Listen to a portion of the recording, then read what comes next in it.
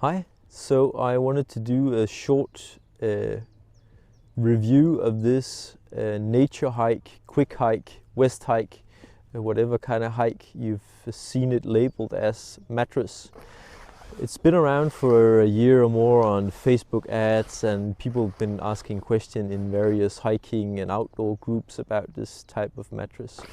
It's produced in China like most mats are, and it's sort of a upstart project or crowdfund project or whatever you want to call it. So I just wanted to do a quick overview and initial thoughts. I've had it for a bit more than a week and I had 5-6 nights on it. Right now temperature in where I am is around 5-ish degrees at night. The mat is built from the main sort of part of the mat, which is just these squared sort of pieces. There's 100 and some of these. And then it has a pillow section up here, and it has a double valve here where you can open the first part. It has a small rubber part in here that prevents the air from escaping again. This is for inflation, and then you can flip up the entire cap for deflation, and then it's just a big hole and all the air escapes. It takes about 12 to 15 good blows to inflate the mat. It's around 500 to 600 grams, depending a bit on the color apparently, because the orange I have here is 505 grams including the bag, and the camouflage colored is just about 100 grams more. It's around 190 centimeters long, around a bit less than 60 centimeters wide. It's stated as 60 centimeters wide. It's stated as 6 centimeters tall or high, loft of the mat. But the first problem with the mat is it's not insulated. There's no type of reflective material or fiber or down insulation that would keep you warm. So it's just an air mat. But because of all this lamination in between, you actually often, especially if you're a side sleeper, but also if you sleep on your stomach or your back, you will often feel the ground through it. Especially if you're laying on a wet ground like wet grass or something like this, you'll get quite cold from this. And because it's not insulated, it has an R value of, well, they state it as 2.2, but I would say probably even less. It's not ASTM certified value, it's just something they state.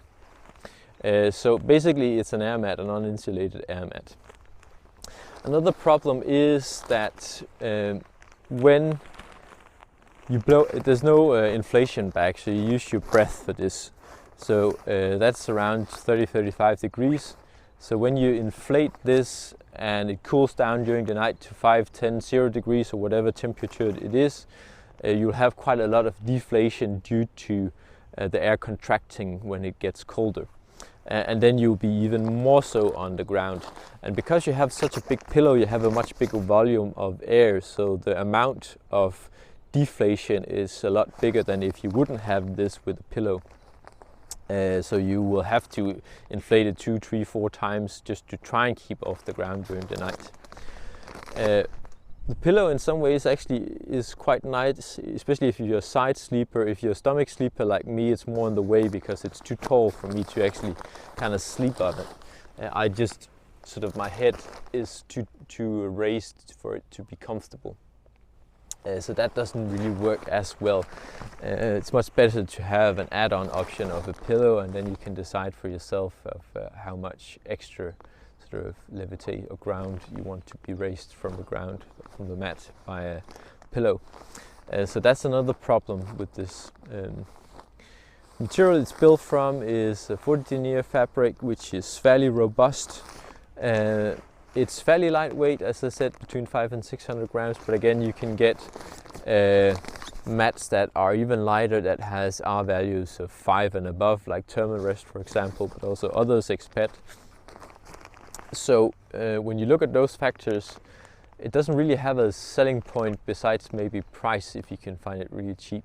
But you would have to buy a foam mat or something else to give you a minimum amount of insulation if you're not sleeping in this when it's above 10 degrees Celsius or more. And and then you add on weight, and then you're almost at a kilo or something like this, maybe for your entire mat system. So I don't really see the big use of this in terms of hiking and camping.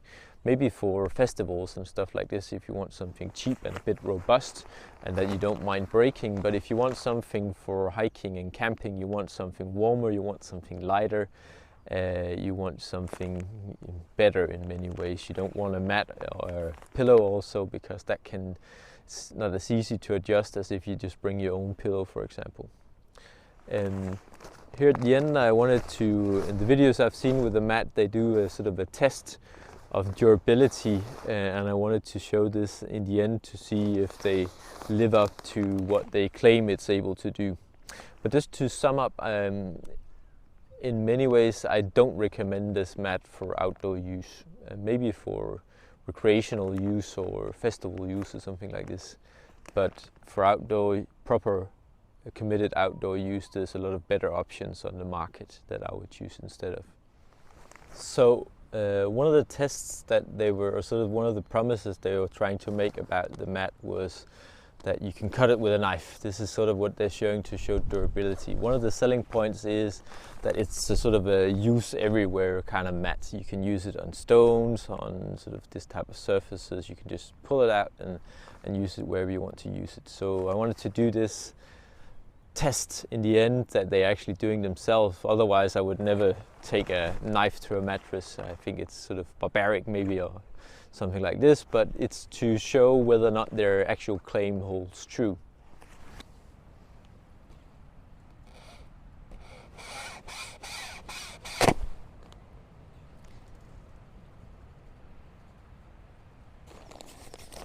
So that actually broke a bit easier than I expected. As you can see, this is also not a ripstop type material, so it will just continue to rip and rip and rip. And as you can see, there's no insulation material, anything like this. This is just pure plastic inside the mat, so no insulation inside it. I was actually a bit disappointed in the durability of this. I would expect for this to be a bit more durable, and I was also sort of, I mean, it's not a best design for something when you don't have the type of ripstop material. So that was my small review I'm glad I have two mats, because I can continue to use the other a bit more and do a more long-term review. But my initial impressions of this Westhike, Naturehike, Quickhike, whatever kind of hike it's called, is that it's non-insulated, it has some major design issues, it's apparently also not as durable as they claim it to be, and it's not super light, and for some it's not even that cheap for what it can actually do. So not initial recommendation from me, I'm sorry to say.